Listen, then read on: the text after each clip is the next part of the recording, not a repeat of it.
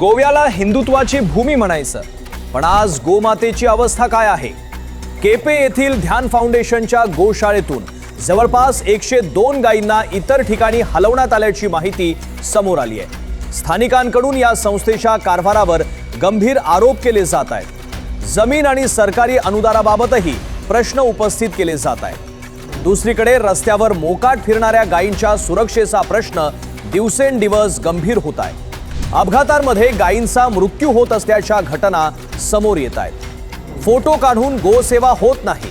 सरकारने प्रत्यक्ष कृती करण्याची वेळ आली आहे। मुख्यमंत्री आणि संबंधित विभागाने या संपूर्ण प्रकरणाची निष्पक्ष चौकशी करून जबाबदारी निश्चित करावी।